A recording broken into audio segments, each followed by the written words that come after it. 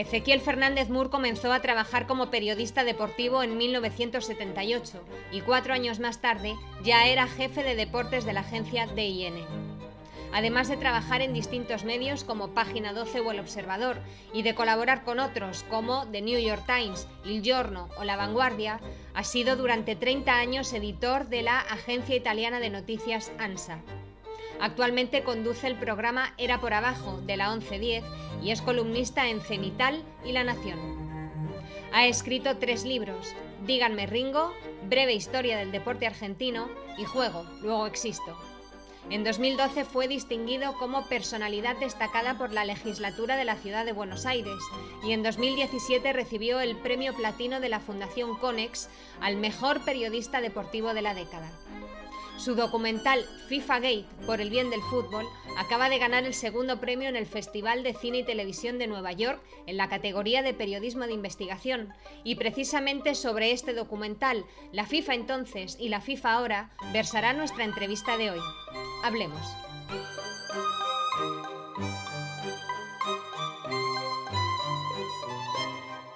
Ezequiel Fernández Mur, muchas gracias por aceptar la invitación de Hablemos. Bienvenido. Buenas, ¿cómo estás, María? Muchas gracias a vos. Vamos a empezar hablando sobre FIFA Gate, por el bien del fútbol, que es el documental con el que acabas de ganar el segundo premio en el Festival de Cine y Televisión de Nueva York. ¿Qué es el FIFA Gate? Para situar un poco a la gente que no lo sepa todavía. Sí, el FIFA Gate me llamó la televisión pública de Argentina, junto con la de México, y querían hacer un FIFA Gate.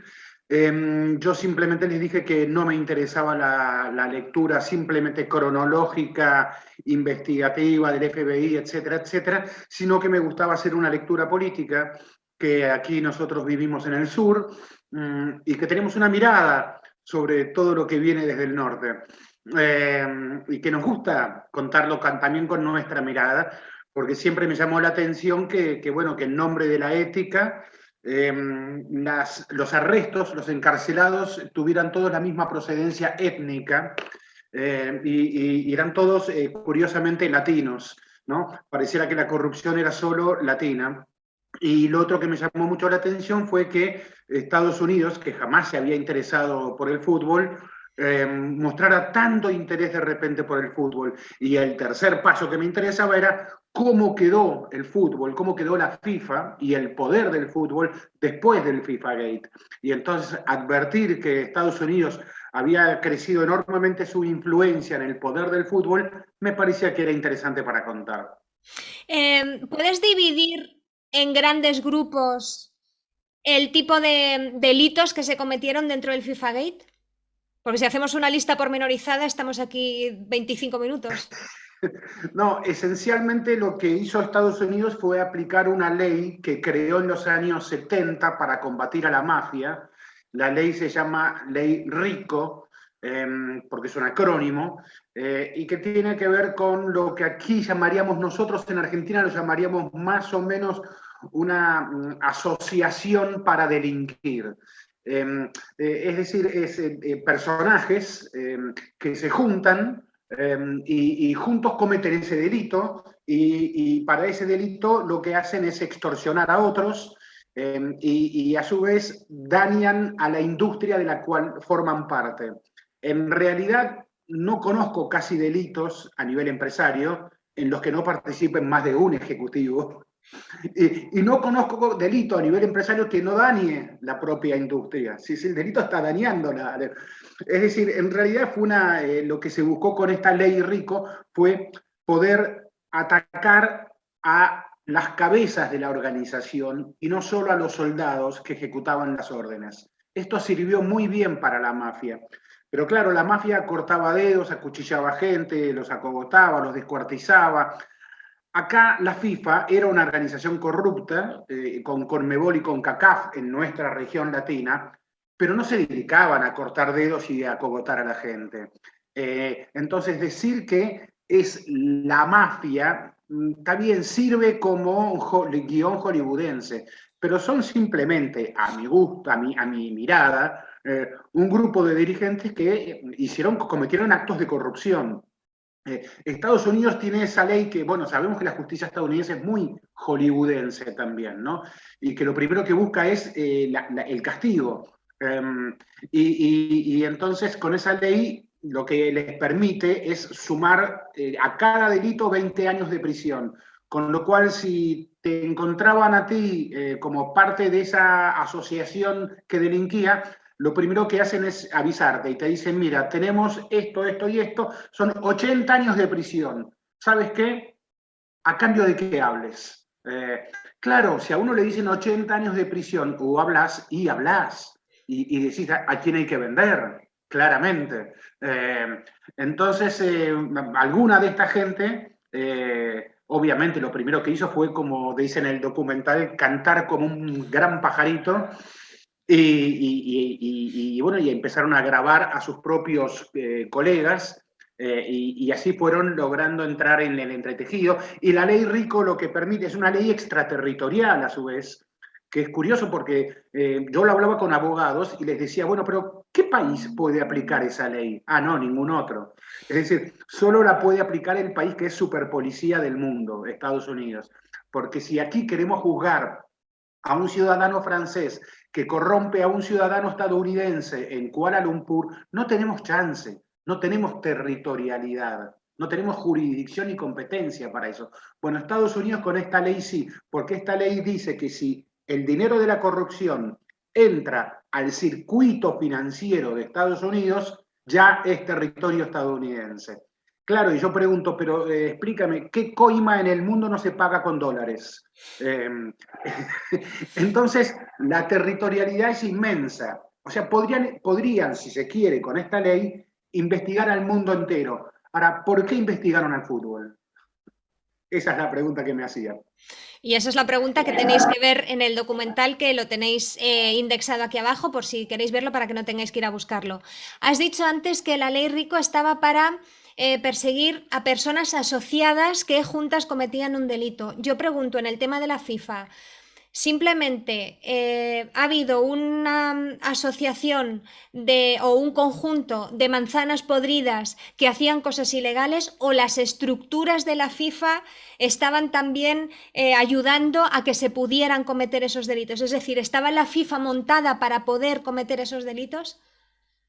Y la estructura lo permitía porque no se logró comprobar que el presidente de la estructura, que es el Joseph Blatter, era Joseph Blatter, fuera corrupto. A él no se le comprobó que recibiera dinero de corrupción.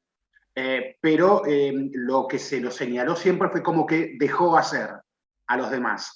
¿Y por qué dejaba hacer a los demás? Porque esos a los que él dejaba hacer le conseguían luego los votos para ser reelegido, ¿no? Entonces, a cambio de que me consigas el bloque de votos, por ejemplo, de CONCACAF, que eran 35 votos, de esos 35 votos hay como 25 votos que son de pequeñas islas del Caribe, pequeñas islas en las que casi no se juega fútbol, muy poco fútbol, y que tienen menos habitantes que una ciudad, que casi muchísimas de las ciudades, no países, de ciudades del mundo. Son islas de 7.000 habitantes. Entonces es muy fácil en esa estructura corromper. Ahora, el sistema democrático establece que cada nación tiene un voto. Entonces, ¿cuál sería la contracara? ¿Que voten solo los elegidos, solo los poderosos, o el voto calificado? Yo acepto la discusión, la entiendo la discusión, porque de esta manera es cierto que una isla caribeña de 7.000 habitantes no debería tener el mismo peso que unas naciones que tienen 40, 50, 60, 80 millones de habitantes, 3.000, 4.000, 7.000, 100.000 equipos, y en los que el fútbol es una actividad súper poderosa. Los intereses económicos, sociales, culturales, son completamente distintos. El fútbol en nuestras regiones, sobre todo, no solo en nuestro país, es una actividad muy importante. Entonces, a veces darle también esa misma posibilidad de voto a esa, yo creo que algo así podría llegar a hacerse, pero no me gusta el discurso que escucho mucho en Primer Mundo de simplemente que no voten o que voten solo los poderosos. Creo que alguna forma de participación distinta se puede lograr. ¿Qué interés tiene Estados Unidos en ir solamente en contra de dirigentes de la FIFA latinoamericanos o americanos, porque no sé si todos eran latinos, pero bueno, americanos del continente? Porque si querían hacerse con el control del fútbol, no han ido a donde está el poder real, que es donde está el dinero, me refiero, que es Europa, por ejemplo. ¿Por qué no Europa? Sí, a ver, lo que han hecho con Europa fue descabezar, porque a la FIFA la han descabezado, al presidente de la FIFA. Fue curioso, una vez cuando se produjo el 27 de mayo de 2015, el famoso raid del FBI junto con la policía suiza en el hotel de Barolac, a los 2 días de ese episodio, la FIFA reeligió a Blatter. Sí. Y entonces, claro, la gente de Estados Unidos dijo, pero ¿cómo? Hemos descubierto que son casi todos corruptos y reeligen al jefe de la organización. ¿Cómo es esto? Bueno, a las 24 horas Blatter se tuvo que ir. Evidentemente le llegó el mensaje de que no podía seguir allí. Le llegó de alguna manera extorsiva seguramente, porque preso no fue Blatter, pero de alguna manera le dijeron te tenés que ir, porque Blatter, de modo inexplicable, presenta su renuncia inmediatamente. Entonces fue descabezada esa cúpula de la FIFA. Lo que se hizo fue que no fueron presos. Los únicos presos fueron los latinos, ¿no? Y en general, ¿cómo uno ve finalmente hacia dónde fue la persecución? A los que quedan presos. Porque para los demás pagar multas, a veces esa multa que pagan es un 10% del dinero que ingresaron ilegalmente. Con lo cual, la multa que pagan forma parte del acuerdo que tienen con ellos mismos cuando hacen la corrupción, ¿no? Las poderosas cadenas de televisión, porque ¿de dónde salió el dinero de la corrupción? Ese es el otro tema. Sí. Sale de un particular, no, ¿de dónde salió? De cadenas de televisión que fueron beneficiadas con esos contratos, con esos contratos que se lograron en base a coimas, a sobornos. Entonces, ¿quién lo pagó? ¿Dónde está? ¿Por qué no se hizo allí una ruta del dinero? Y si la cadena Fox, por ejemplo, llegó a un acuerdo secreto con la Fiscalía de pagar una multa, ¿por qué no nos enteramos cuál fue ese acuerdo secreto? Ni siquiera eso nos pudimos enterar. Entonces, ahí es donde uno dice, pero aplicaron la ley Rico para ir contra los peces gordos. Y resulta que los peces gordos terminaron siendo dirigentes latinos. De la FIFA, porque tampoco de la televisión ni de ningún banco. Exactamente. Entonces yo creía que, digo, el viejo dicho, ¿no? La culpa no es del chancho, sino de quien le da de comer. Me encanta ese dicho. ¿Qué ha ganado Estados Unidos con esto? A ver, Estados Unidos, luego del FIFA Gate, lo que hizo, por lo menos dentro de Sudamérica, fue consolidar el poder de sus cadenas televisivas, porque las corporaciones que tenían matriz en la región, por ejemplo, Torneos en Argentina, Globo en Brasil y Televisa en México, sufrieron el impacto del FIFA Gate. Algunos de sus ejecutivos tuvieron que renunciar, pagaron multas importantes, algunas de ellas todavía no. Todavía no han pagado nada, pero han sufrido daños, no les ha sido gratuito el FIFA Gate. ¿Y quién creció en cambio? ¿Quién tomó esos contratos que tuvieron que ir, no dejando del todo, pero sí cediendo en parte? Los tomaron grandes cadenas de Estados Unidos. Entonces así es como hoy vemos que ESPN Fox se ha convertido en Disney, que Disney es un monopolio que tiene televisión en casi toda la región, y que si no los acuerdos son a través de Facebook, de Amazon, de Paramount, es decir, todas las cadenas, las plataformas estadounidenses se han apoderado en la región de del negocio de la televisación del fútbol. Y esto en Sudamérica. Y en Europa, ¿qué ha pasado? Que ha crecido, pero de un modo enorme, el ingreso de inversores estadounidenses a los clubes de fútbol. Ya está más o menos establecido que un 20%, cerca de un 20% de los clubes de las grandes ligas europeas ya tienen dueño estadounidense. La mejor liga del mundo, la Premier League inglesa, tiene a la mitad de sus clubes bajo capitales de Estados Unidos. Es decir, todo ese ellos han visto que al fútbol como un muy buen negocio, evidentemente, porque si no meterían así sus capitales. Recordamos que el año pasado hubo un intento de Superliga Europea, y que ese intento de Superliga tenía como grandes actores a buena parte de esos clubes ingleses en manos de inversores estadounidenses. Entonces el gran debate es, bueno, ¿quién controlará el fútbol dentro de algunos años? Esa FIFA que permanece con sus viejos poderes, pero amiga ahora de Estados Unidos, esa FIFA, o estos nuevos grandes inversores que ya han amagado con esa Superliga. Yo creo que es la lucha futura que se viene en el fútbol, que es una lucha simplemente de intereses, claramente. No hay ni buenos ni malos, hay negocios. Otra cosa que ha ganado Estados Unidos es la organización del Mundial, que no se quedó con 2022, pero sí se ha quedado con 2026. ¿Es un quid pro quo? ¿Es un congraciarse por parte de Infantino con Estados Unidos? A ver, Estados Unidos, recordamos que porque el FIFA Gate comienza en realidad en 2010, no con el raíz de 2015, comienza en 2010 con la famosa votación, doble votación. Para que la gente lo entienda, en 2015 es la votación por la que Qatar y Rusia salen elegidos como sede del Mundial. Sí, 2015 es el raíz, pero 2010 es la doble votación, ¿no? Esa doble votación en Zúrich, donde gana Rusia, la sede de 2018, la principal humillada en esa votación fue Inglaterra, que fue eliminada en primera rueda y tuvo apenas un voto. Inglaterra es la cuna del fútbol, y como ya decíamos recién, donde los mayores inversores del mundo están poniendo sus dineros para el fútbol. Es la liga más millonaria del mundo. Inglaterra creía casi que por derecho natural le tenía que estar concedido ese mundial, pero sin embargo logró un solo voto en esa primera votación. Y en esa, digamos, la FIFA nunca elegía dos sedes al mismo tiempo. Y en 2010 dijo, sí, lo hacemos. Entonces le dio a Rusia el 2018 y el 2022 se lo da a Qatar. Y el gran derrotado es Estados Unidos allí. 14-8 es esa votación. Y Estados Unidos ya había organizado el 94 Mundial, creía también que tenía su derecho. Fue un enorme negocio, un muy buen negocio para la FIFA ese Mundial, con lo cual uno podía decir, bueno, tiene una lógica que Estados Unidos quiera otro Mundial. Blatter decía, muy bien, le doy un Mundial a Rusia, otro a Estados Unidos, y ¿qué me espera luego? El Premio Nobel de la Paz. Eso era más o menos lo que quería Blatter, pero resulta que alimentó tanto a sus monstruos aliados, que esos monstruos aliados terminaron haciendo su propio negocio. Y su propio negocio fue que ganara Qatar.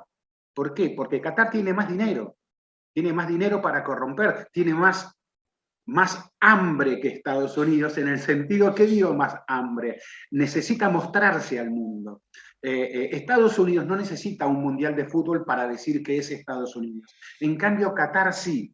Qatar utiliza el fútbol, para eso tiene al Paris Saint-Germain, al PSG, como una gran vidriera, ¿no? Ese soft power que le dicen los politólogos. El fútbol como poder liviano. Sí. Hay personas que dicen que precisamente por esas votaciones el FBI comenzó la investigación, que fue una venganza por eso, pero en tu documental apuntas a que las investigaciones empezaron un poco antes, que no fue una acción directa, aunque pudiera haberlo acelerado o intensificado.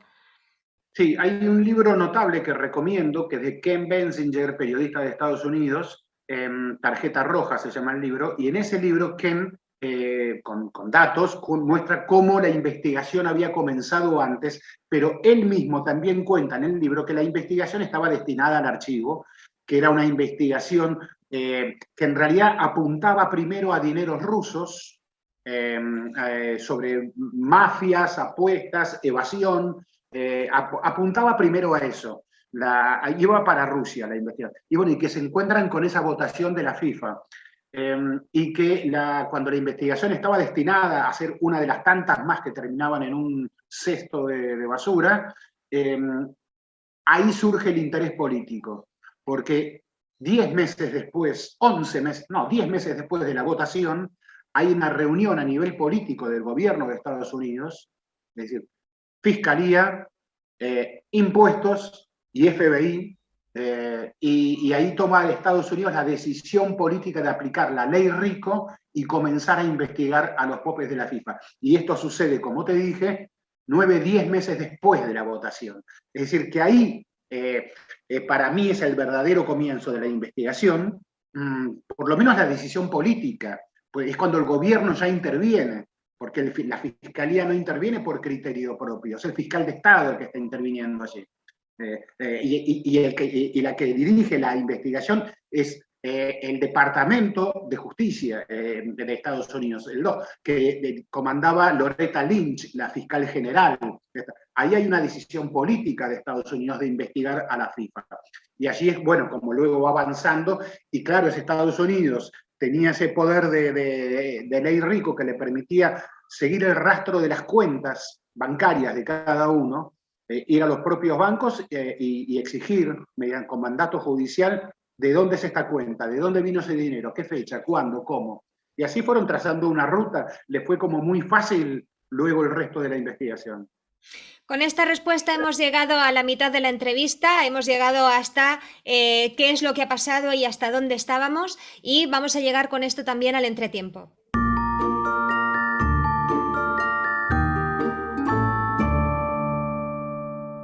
Ezequiel, el entretiempo es un juego de 10 preguntas que sirve como de transición entre una parte de la entrevista y otra.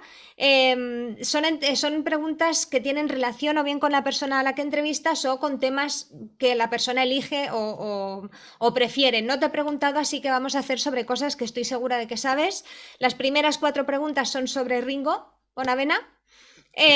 Después te voy a hacer, fíjate, te voy a hacer casi un examen sobre tu libro Breve Historia del Deporte Argentino, y luego ya te voy a hacer algunas de fútbol, ¿vale? Que son 10 en total.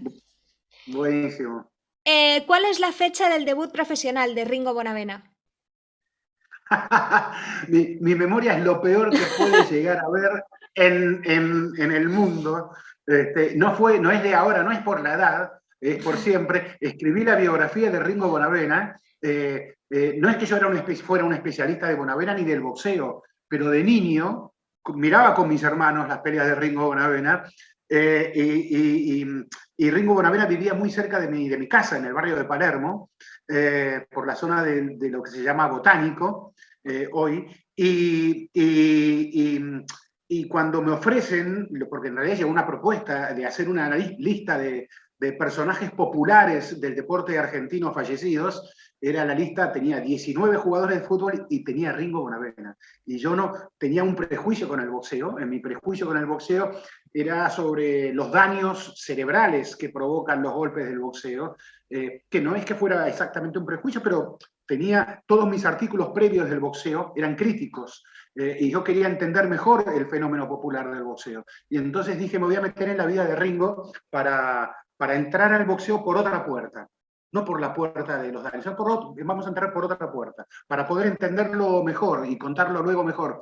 Pero claro, nunca me considero un especialista de boxeo, y vos me preguntas ahora cualquier fecha de Ringo, no te digo cualquiera, pero la mayoría de las fechas de Ringo, y no me las acuerdo, pero bueno, lo único que te digo es que Ringo, en un Panamericano del año 61, si no me equivoco, le muerde la tetilla a un rival. Él estaba desbordado por un rival estadounidense y lo descalifican.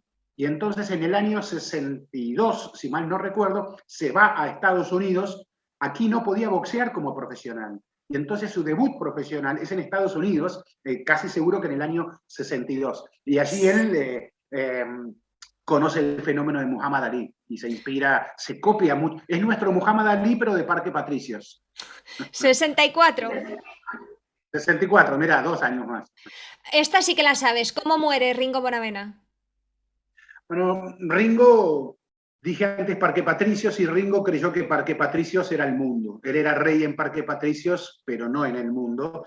Y el mundo al que él fue el con un mafioso. Su contrato terminó en manos de un mafioso, y él ya era un boxeador en el ocaso.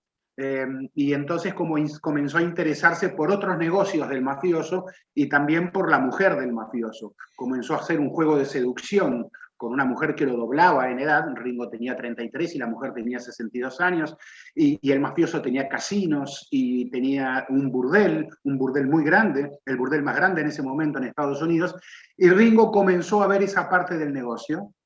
Al mafioso obviamente no le gustó. Ringo no estaba en Parque Patricios, sino que estaba en Reno, en Nevada, donde el señor Joe Confort era el gran mafioso, y entonces, una vez que Ringo mostró todo ese tipo de intereses, y estaba muy, muy desbordado Ringo, entonces el mafioso lo mandó a matar de un balazo en el pecho.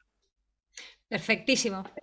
Precisamente sobre eso hacen una película en 2010 que se llama Love Ranch, que interpretan los papeles del mafioso y la mujer, Joe Pesci y Helen Mirren, Helen perdón. Mirren, bueno, ¿Quién hace de Ringo Bonavena?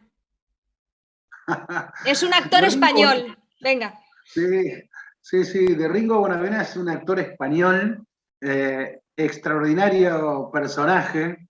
A ver, él vino a la Argentina eh, cuando lo contratan, Taylor Hackford, el marido de Helen Mirren, es el director de la película y lo contratan a él para hacer de Ringo Bonavena, pero que no tenían ni idea de quién era Ringo Bonavena. Y lo que hace este actor español, Sergio Peris Mencheta, es viajar a Buenos Aires por su cuenta, porque él comienza a percibir en España que Ringo era un fenómeno al cual había que prestarle atención.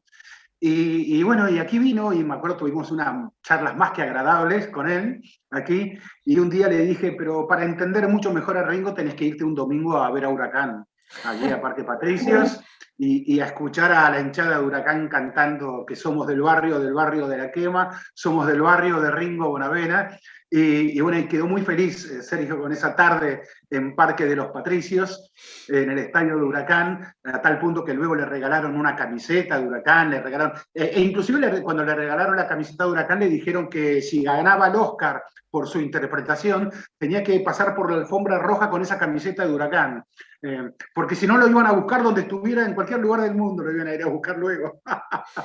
Que eso, Hizo una muy buena interpretación de Ringo, Sergio. Peris Mencheta no lo cumplió, pero Viggo Mortensen con lo de San Lorenzo, sin promesas y sin nada, sí que lo cumple cada vez que va a los Oscars. El señor. Bueno, claro, claro, pero es que los hinchas de Huracán ya estaban celosos de Viggo Mortensen y San Lorenzo. Por eso querían tener su actor internacional ellos también. Iba a decir que es mejor Peris Mencheta que Viggo Mortensen, pero no es verdad. Son igual de buenos. No, no puedo tirar de nada. No puedo tirar de nada. Este año está prevista la fecha de estreno de una miniserie sobre Ringo. ¿Sabes cómo se llama o sabes quién va a hacer de Ringo estar en esta serie? ¿Argentina? Es una serie, no recuerdo el nombre del actor, no es un actor conocido, es un actor que ha pasado por un casting, buscaron más un parecido físico que su currículum actoral, y bueno, no participé de la serie, así que no es que sepa mucho de la serie. En algunos momentos tuve distintos proyectos que finalmente ninguno llegó a concretarse para no solamente hacer series, sino hacer una película. En uno de los proyectos, el actor que iba a ser de Ringo Bonavena era Rodrigo de la Serna, que inclusive fue a entrenarse como boxeador, inclusive infló su cuerpo, pero bueno, finalmente la película nunca se concretó, y me hizo recordar una anécdota que me contaba Sergio Peris Mencheta, de que cuando se fue a preparar boxísticamente, fue a un gimnasio en Nueva York, y bueno, y lo vio un entrenador tirando golpes, y un entrenador le dice, pero ¿quién te enseñó a pegar así el uppercut, el jab? No, eso no es así. Y entonces alguien le dice, no, es un actor y tiene que hacer de Ringo Bonavena. Ah, entonces está muy bien, le dijo. Eh, Ringo tenía mucha potencia, pero no era exactamente un bichado, un hombre con grandes virtudes técnicas. Tenía un gran corazón, mucha potencia y mucha fuerza y un gran aguante. Pero sus rivales estadounidenses, claro, estoy hablando de Muhammad Ali, de Joe Frazier, de Jimmy Ellis, de una gran época de pesos pesados estadounidenses, y Ringo era un latino que combatía contra esos fenómenos. la serie se va a llamar Ringo el campeón del pueblo y es Jerónimo Bosía. El actor que lo va a interpretar.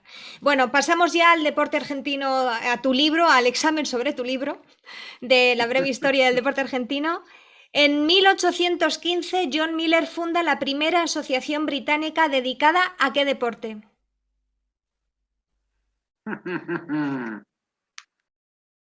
Estamos hablando, en Argentina, ¿estás Sí, sí. hablando?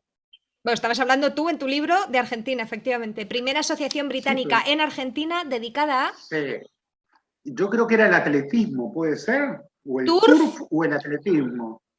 Ah, Es que no el sabía, turf digo, era. turf no sé si es atletismo, yo creo que tiene algo que ver con los caballos, según No, los caballos, recuerdo. es el turf, son los caballos, son las carreras de caballos.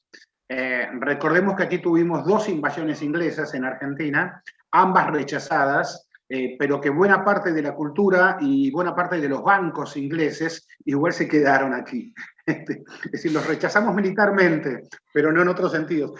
Y si uno tuviese que reconocer algo bueno, era el amor de los ingleses por el deporte. Y entonces los españoles, porque aquí habíamos sido territorio de España, los españoles tenían una cultura de que éramos más espectadores del deporte, la corrida de toros, etc. Éramos como espectadores. Los ingleses tenían una cultura más de participante del deporte, hacer deporte. Entonces eso logró masificar más claramente a los deportes en Argentina, la práctica de deportes en Argentina. ¿Cuál fue el primer jefe de Estado en asistir a un partido de fútbol? Ah, a ver, yo creo que fue Julio Argentino Roca. Sí. Sí, estamos hablando de hace más de un siglo. Y claro, aquí teníamos el Alumni, que era el gran campeón los tiempos de la era amateur, y alimentaba a la selección argentina. Eran los hermanos Brown, que eran nietos de escoceses. Bueno, y ese equipo era gran campeón de aquellos tiempos. Y, bueno, y si yo mal no recuerdo, Roca intervino inclusive en un partido en el que Argentina le ganaba fácil a Brasil. Roca ya era ministro y tenía que arreglar un conflicto que había entre Argentina y Brasil, y decidieron jugar al fútbol para arreglar ese conflicto, un amistoso, pero resultó que en el amistoso Argentina le iba ganando 3-0 el primer tiempo y ya no era tan amistoso, con lo cual cuentan que Roca bajó al vestuario en el entretiempo a pedirle a los jugadores argentinos que aflojaran su rendimiento, cosa que no sucedió. ¿Cuáles son las dos teorías por las que se dice que Independiente tiene la camiseta de color rojo? Y a ver, los empleados que tenían una tienda, trabajaban en una tienda de ropa, y creo que les quedó ese color que adoptaron el rojo de la tienda de ropa, que eran esos empleados. Otra tiene que ver con el socialismo. En la Argentina muchos clubes tuvieron orígenes desde la izquierda política, ya sea desde una forma del anarquismo hasta formas del socialismo era en ese momento. Y claro, el rojo y el negro, colores de la izquierda, y bueno, y ahí quedaron, el rojo especialmente quedó como un color que parecía decir que eran de izquierda, porque que eran empleados que se independizaron de sus patrones, entonces fueron independientes de ellos, y el rojo era el color del socialismo, un color de combate, ¿no? Perfectísimo, ¿eh? Vamos ya con las tres de fútbol en general. ¿Cómo se llama el árbitro de la final del Mundial de Uruguay de 1930? John Langenus. Perfectísimo.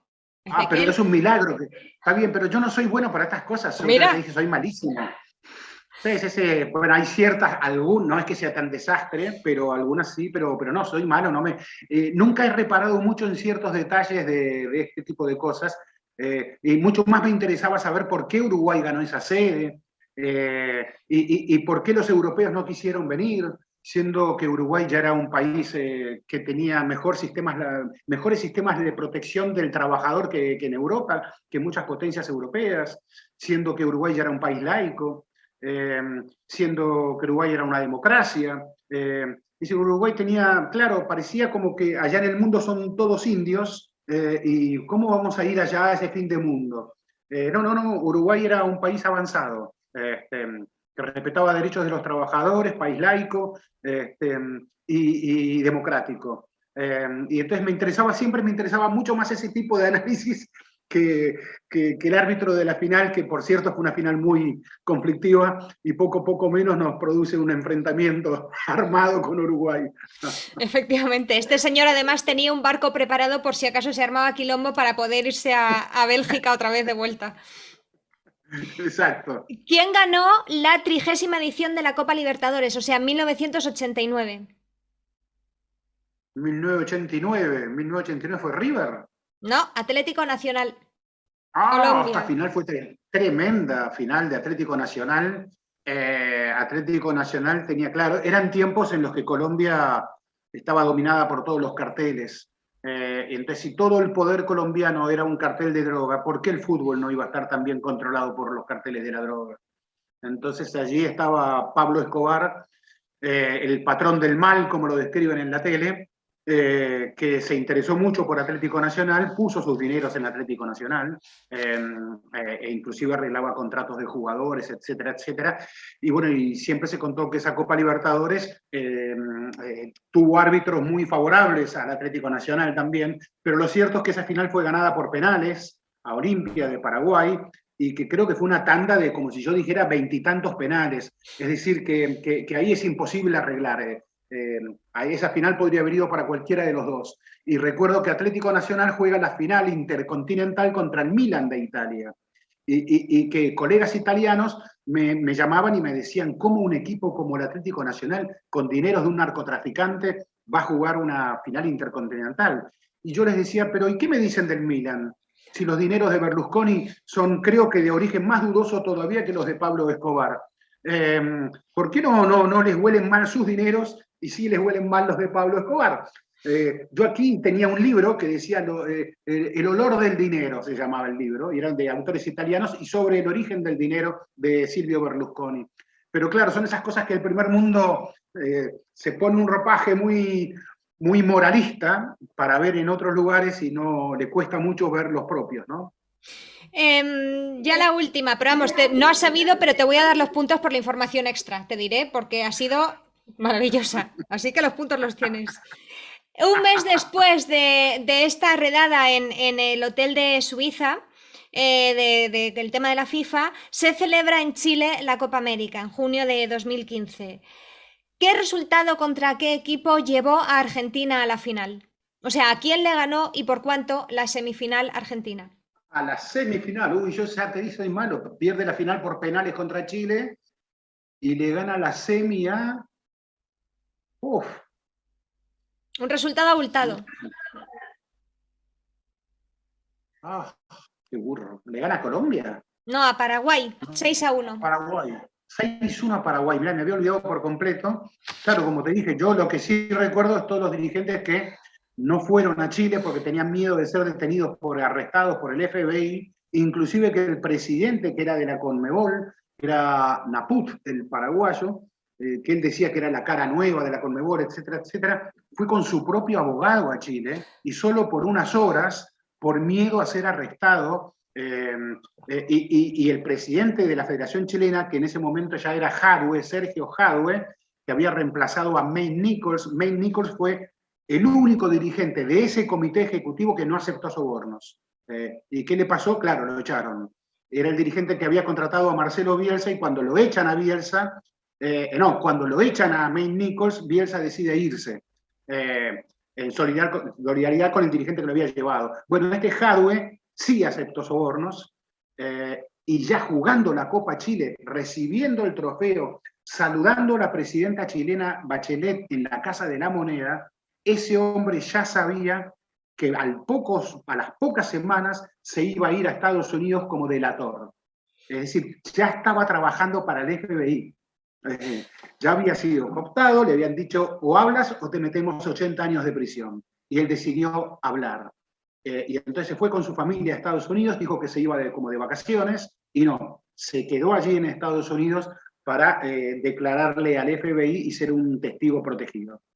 Pues esta respuesta nos sirve para hilar con la segunda parte de la entrevista, porque tú en el documental también dices que el FBI en un punto deja abruptamente de investigar, de repente no se investiga más, y no solo eso, sino que la fiscal de la que habías hablado en la pregunta anterior, antes del entretiempo, Loretta Lynch, se pasa al bando contrario, que ya es el colmo de la hipocresía. Sí. Sí, es insólito. En un punto uno podría decir que es insólito porque sucedió en 2015 esto. Y ya en 2021 Loretta Lynch había dejado de ser fiscal cuando asume Donald Trump en Estados Unidos, porque ella fue fiscal durante el periodo de Obama, y cuando asume Trump se va, y se dedica a la actividad privada, e ingresa a un buffet de abogados allí en Nueva York, y ese buffet termina siendo contratado por la nueva FIFA de Infantino, para que trabaje con la FIFA en determinadas causas. Sí, pasa. Entonces uno dice, pero ¿cómo? Si antes se investigaba, ¿cómo se puede interpretar eso? ¿No? La verdad que no habla muy bien de aquella proclamada independencia del Poder Judicial. ¿Esa nueva FIFA de Infantino es realmente una nueva FIFA? ¿Se ha remodelado? ¿Han hecho, cómo se dice? Esto, no sé qué, de conciencia, examen de conciencia, y han decidido que ahora, a partir de ahora, van a ser honestos y éticos y que jamás van a volver a robar o a extorsionar? A ver, me da la sensación que la FIFA, la nueva FIFA de Infantino, lo que hizo fue cambiar algunas formas que eran muy groseras. ¿Y a qué me refiero con esto? Bueno, hay situaciones que parecieran ser como más transparentes. Se supone como más democráticas en un sentido, pero si me pongo a revisar los primeros pasos que hizo Infantino, fue ¿cuál? Primero, echar a los que lo investigaban. En la comisión de disciplina y de ética lo estaban investigando él, y él los echa a esos dirigentes que lo estaban investigando. Luego le decían a Blatter que era un populista, porque Blatter, con tal de tener un voto en las islas caribeñas, entregaba todo. Bueno, ¿qué hizo Infantino? Infantino lo primero que dijo fue que quería un mundial, como sucederá ya en 2026, con 48 selecciones, ¿no? Y no contento con eso, dijo que quiere un mundial cada 2 años. Y no contento con eso, dijo que quiere un mundial de clubes con 24 equipos, creo que es, con dinero de Arabia Saudita. Es decir, todo lo que le criticaban a Blatter, que organizaba torneos para ganar votos, bueno, lo está haciendo Infantino, exactamente lo mismo, pero a Infantino no se le dice eso. Infantino también lo que hizo, amagó, lo dijo públicamente, que evaluaba mudar la FIFA de Suiza a Estados Unidos. Al primer presidente de Estado, el primer jefe de Estado al que él llamó una vez que asumió como nuevo presidente de la FIFA, fue a Donald Trump, donde ya marcó el camino para la votación de darle el Mundial de 2026 a Estados Unidos. Es decir, creo que lo que decidió primero fue hacerse amigo de quien nos investigó, porque él contrató asesores de Estados Unidos, abogados de Estados Unidos, le dio el Mundial a Estados Unidos, es decir, se hizo amigo del oso. Bueno, y entonces ahora ya llegará el momento en el cual el oso le dirá quién es el verdadero patrón del fútbol. El Mundial de Qatar habría sido una buena oportunidad para, digamos, hacer un lavado de cara de la FIFA y decir, bueno, nosotros se ha comprobado que este mundial está comprado, nosotros no queremos esto, vamos a hacer el mundial en otro lado, y de paso vamos a aprovechar a hacerlo en un lugar donde no se vulneren de forma tan grotesca tantos derechos fundamentales juntos. No solo no ha pasado eso, sino que están cooperando activamente con Qatar para blanquear su imagen, con el tema, por ejemplo, de los trabajadores en Qatar. ¿Qué análisis haces tú de esta relación FIFA-Qatar mundial? Sí, a ver, a mí me gustan mucho los matices. ¿Qué quiero decir con esto?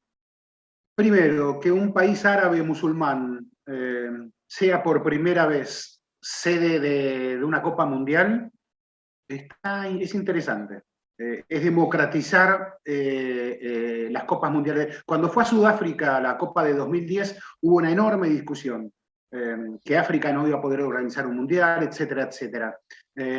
Y no fue el Mundial mejor organizado. La verdad que los periodistas sufrimos un poco, pero yo disfruté enormemente porque realmente veía, por un lado, la alegría del pueblo africano. A su vez veía estadios indecentes que habían sido construidos también. Es decir, que esa contradicción estaba allí presente. Entonces, que las copas mundiales salgan siempre de los países poderosos a mí en principio es algo que me parece interesante. Dicho esto, también digo, pero ¿qué tradición futbolística tiene Qatar? O al menos la está iniciando, más allá del dinero. Dinero sabemos que tiene, petróleo sabemos que tiene, gas sabemos que tiene, pero fútbol tiene. Casi no tenía fútbol Qatar. Eh, y uno dice, che, hace demasiado calor, ahora debería estar comenzando el Mundial, ahora mismo, pero no puede comenzar ahora mismo. Lo tienen que mudar a fin de año por las temperaturas. Es decir, Qatar tenía muchos inconvenientes para hacer sede, sin embargo la eligieron. La eligieron por su dinero, sí, no me queda la más mínima duda. Ahora, ese dinero que corrompió a dirigentes, ¿es la primera vez que sucede? No, no es la primera vez que sucede. Pero ¿y entonces por qué hacemos tanto lío ahora? ¿Porque es Qatar? ¿Por qué no hicimos el mismo lío antes cuando Alemania también se supo que ganó su mundial con votos comprados? ¿Por qué a Alemania no le vemos las verrugas y sí se las vemos a Qatar, ¿no? Y luego me voy a la región del Golfo y hablo con gente del Golfo y me dicen, mira, Qatar ha tenido que cambiar leyes por el mundial, leyes que explotaban a los trabajadores de modo infame. Las ha tenido que modificar. Y como Qatar ha modificado leyes, los países vecinos de Qatar, que tenían esas mismas leyes explotadoras, también están teniendo que modificar otras leyes. Es decir, ellos me decían lo siguiente, en lugar de atacar, de criticar tanto a Qatar, no, para nosotros Qatar en estos momentos está haciendo justamente un modelo de que hay cosas que tienen que cambiar. Yo, obviamente, desde Argentina, no sé si me siento autorizado a decirle a Qatar, basta con su monarquía autocrática que lleva allí un siglo en el poder. No sé si yo me siento autorizado a decirle a China, basta de partido único, después de que los chinos han vivido prácticamente toda su vida así. Y después de que las monarquías autocráticas de la región del Golfo viven así todo el... una cosa es cuando, por ejemplo, se hizo el Mundial del 78 en Argentina, el que era bajo dictadura militar. Argentina era un país democrático y allí había una interrupción a la democracia en Argentina. En Qatar, la monarquía autocrática es permanente, es el poder permanente, no es un poder circunstancial. Entonces, yo no sé si el fútbol puede exigirle a Qatar que cambie esa monarquía. Si a nivel político Qatar está reconocido en las Naciones Unidas y todos los países hacen negocios con Qatar, es decir, quieren el dinero qatarí. ¿Por qué le voy a exigir yo al fútbol que sea más moral que todos los otros escenarios del mundo? Ah, porque el fútbol hace mucho ruido. ¿Y cuál es el problema del fútbol hace mucho ruido?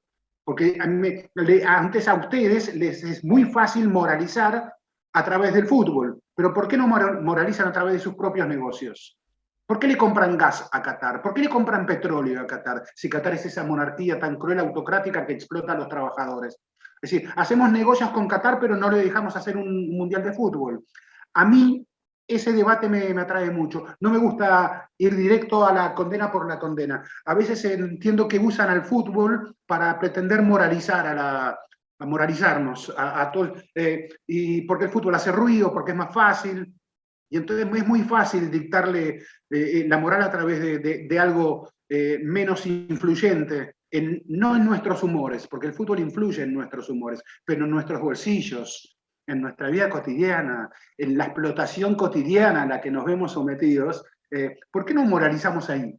¿No? Los trabajadores de Qatar, estuve viendo la cantidad, se habla de 5.000, 6.000 muertes, pero en los estadios en realidad han muerto 30 y pico de obreros en la construcción de estadios. Y entonces ahí hay que saber, y cuando uno dice, a ver, vamos a ver las cifras de obreros muertos en los demás países, encuentra que la construcción tiene los más altos índices de mortalidad entre los obreros, y que cuando una ciudad inicia fuertes reformas, esas cifras crecen. Pero no sucede solo en Qatar, sucede en todas las ciudades del mundo. Cuando se inician agresivas reformas edilicias, etcétera, de la ciudad, hay más construcción y el obrero es el que está más expuesto, porque se sube a no sé cuántos pisos, porque baja, porque hay que hacer situaciones de riesgo. es un trabajo de riesgo. Y que a ese riesgo después Qatar le sumó la explotación de leyes de décadas que tenían, sí, completamente de acuerdo. Bueno, algunas de esas leyes son las que Qatar dice haber mejorado y la Organización Internacional del Trabajo acepta que Qatar ha mejorado, es más, supervisa lo que después entramos en el detalle más fino, que los que contratan son privados y no respetan los cambios que se han decidido. Hay un debate sobre ese tema. Y lo entiendo, lo acepto y está muy bien. Y bueno, y después está todo el tema de las mujeres, ¿no? Pero ahí hay también todo un tema cultural, un tema religioso, que no es nuevo, que lleva décadas. Yo a veces suelo ser muy respetuoso de las culturas ajenas, aunque no me gusten. Un matiz. Todas las organizaciones que están trabajando en las ONGs, me refiero, que están trabajando en Qatar con el tema, o en países árabes en general, pero que se han centrado en Qatar con este tema de los trabajadores, lo que están diciendo es que está habiendo un falseamiento de datos. Esos 35 que se supone que han muerto directamente como resultado de las obras es porque hay otros miles, hasta llegar a 6.500, en los que en la ficha de la muerte te ponen, por ejemplo, parada cardiorrespiratoria. Vale, se le ha roto la columna.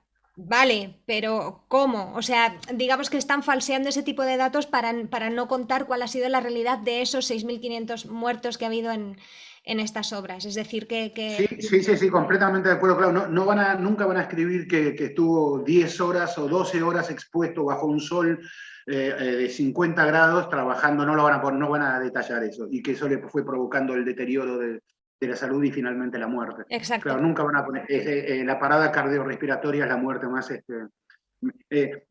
fácil de explicar. Exacto.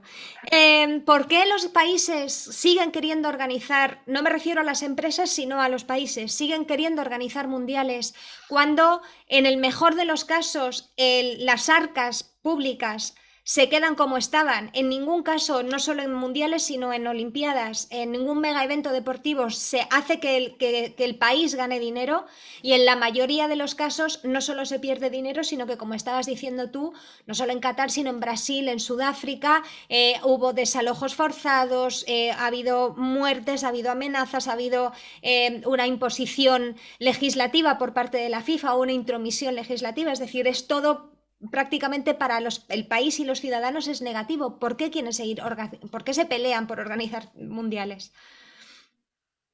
Los mundiales me parece que son el gran juguete del mundo, ¿no? Y es un juguete que cotiza cada vez más caro. Y la FIFA se da cuenta de que su juguete cotiza caro, y entonces le saca un jugo muy grande. y no le importa a quién se lo vende. Si es una dictadura, una democracia, una autocracia, si es un país que no tiene dinero para afrontar eso, y lo hace igual. No le importa a la FIFA. La FIFA lo que quiere es apuntar esencialmente a su negocio. Dicho esto, todos los países saben que, a ver, los mundiales suelen ser un enorme negocio inmobiliario, ¿no? Tremendo negocio inmobiliario.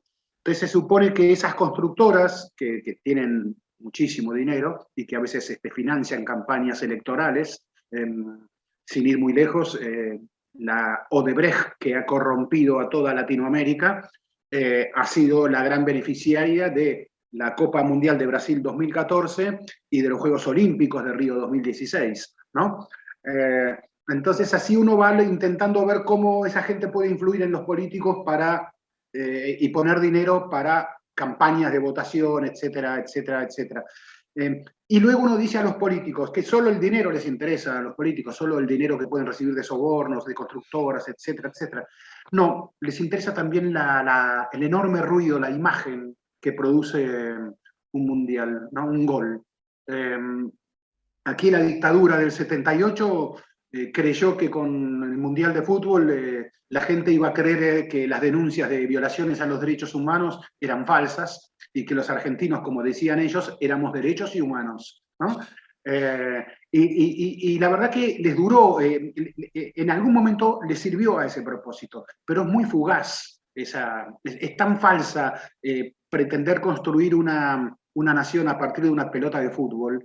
El fútbol influye en los humores sociales, construye identidades, pertenencias, culturas, etc.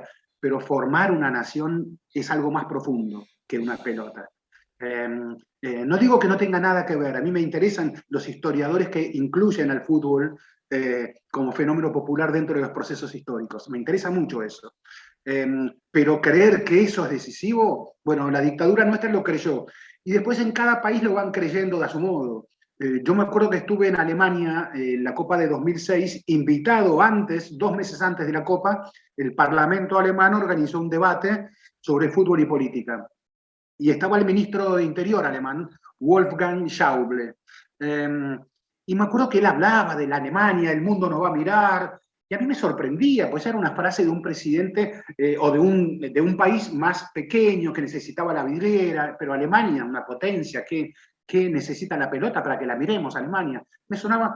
Y entonces lo interpelo al ministro, y recuerdo que el ministro me dijo, necesitamos que nuestro pueblo salga a la calle a gritar Alemania, Alemania, a sentirse orgulloso de su país, a agitar una bandera alemana y no vincular eso al nazismo. No creer que cualquier alemán que agite una bandera alemana es nazi. Es como que hay algo etiquetado sobre eso. En España pasa igual.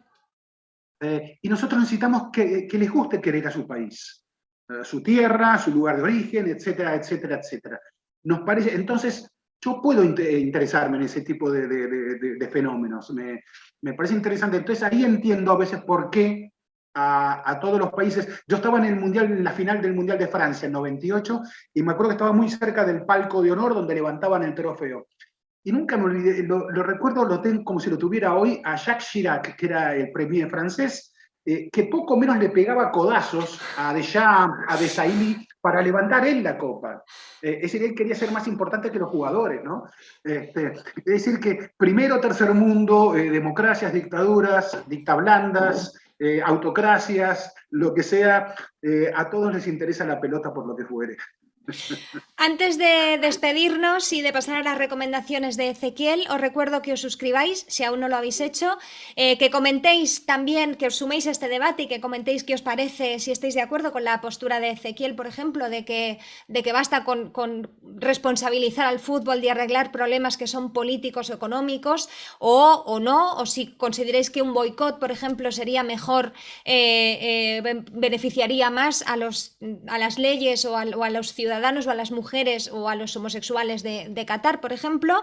Y también os voy a recordar que podéis compartir esta entrevista para que todo lo que nos está contando Ezequiel ahora de cara al Mundial de dentro de 6 meses, aunque debería ser ahora, pero bueno, dentro de finales de año, vayamos un poco con la cabeza amueblada y sabiendo que estamos viendo fútbol, pero también todo lo que hay detrás del fútbol.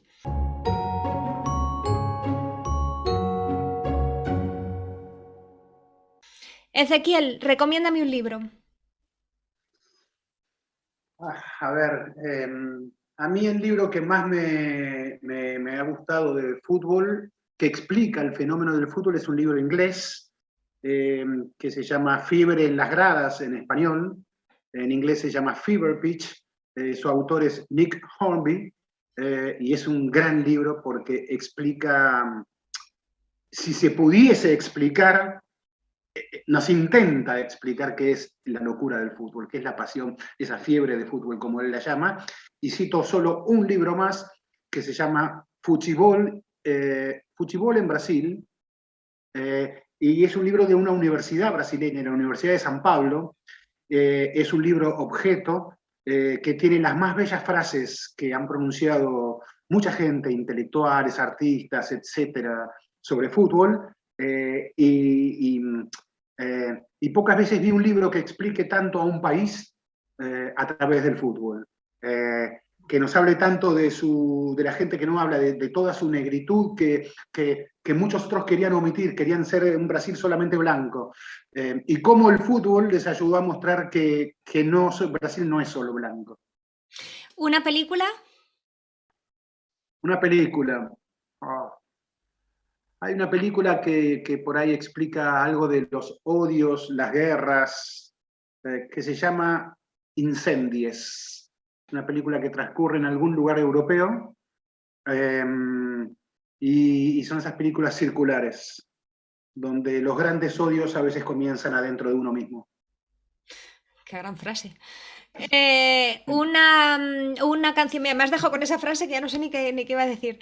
¿Una canción o un disco?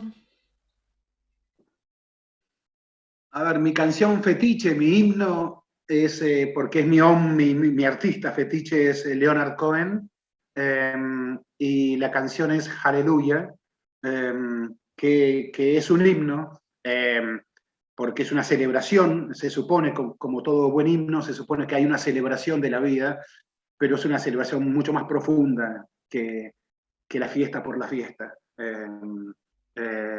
Y Leonard Cohen es un hombre de una profunda sensibilidad, un poeta canadiense. Yo siempre me enojé que le dieron a Bob Dylan el premio de literatura como primer músico, y para mí lo merecía Leonard Cohen. Me parecía como un poeta, sus letras eran superiores, me parecían mejores, más profundas, más íntimas. Eh, y bueno, y me conmovió siempre como artista. Siempre recomendé a mucha gente que viera el discurso que él hizo cuando le dieron el premio Príncipe de Asturias, eh, y donde él agradece, y él le agradece a García Lorca la poesía. eh, pero ¿por qué? Porque García Lorca lo ayudó a encontrar su propia voz, ¿no? A mí siempre me pareció muy importante, muy interesante la gente que tiene su propia voz. Que yo puedo estar en desacuerdo, no me importa estar de acuerdo, pero me importa escuchar las propias voces. Eh, ya hay demasiada careta puesta para andar circulando por la vida, entonces cuando escucho voces propias, siempre suelen interesarme mucho. Por último, algo que ver, que puede ser una ciudad, un cuadro, Facundo Pastor nos recomendaba la final de la Libertadores, River Boca, que fue en Madrid. No sé, algo que se pueda ver que te parezca que merezca la pena. Algo que se puede ver que merezca la pena. A ver, y como buen futbolero, yo te diría que estar en la Bombonera, en un superclásico, en un Boca River, es una experiencia extraordinaria. Pocas veces se siente la energía, que se puede sentir en un estadio de fútbol, sobre todo en ese de la Bombonera, porque es un estadio muy cerrado, donde, donde, donde todo contagia y todo intimida. Todo contagia y todo intimida. Y esas sensaciones, tan contradictorias, nos exponen bastante a lo que luego nos toque vivir. Pues si vais a Buenos Aires, con precaución, pero si podéis, id a un Boca River en la Bombonera, según Ezequiel Fernández Mur. Muchísimas gracias por el tiempo que me has prestado, muchísimas gracias por esta conversación, y muchísimas gracias por dejar un montón de semillitas para que se puedan seguir reflexionando sobre ellas y para no dar por cierto lo que dices tú, ¿no? Aunque no se esté de acuerdo, aunque se esté de acuerdo, pero de estar siempre replanteándote tus propias posturas y tus propias opiniones. Me ha parecido un aporte tuyo, porque conversación parece que es que yo también he aportado algo en ese sentido, un aporte tuyo muy valioso. De verdad, muchísimas gracias, Ezequiel. No, ha sido una construcción colectiva esto. No he sido yo solo. Muchas gracias a vos, María. Y creo que lo más interesante, a mí por lo menos lo que más me interesa es eso de intentar pensar juntos. Ya todos sabemos el qué, cuándo, cómo, quién, ya esas cosas, bueno, pero el por qué es lo que muchas veces cuesta respondernos. Y entonces me interesan siempre compartir, porque así se va encontrando mejor a veces los por qué. Pues, ¿por qué? No lo sabemos, pero vamos a seguir pensándolo gracias a Fernández Mur.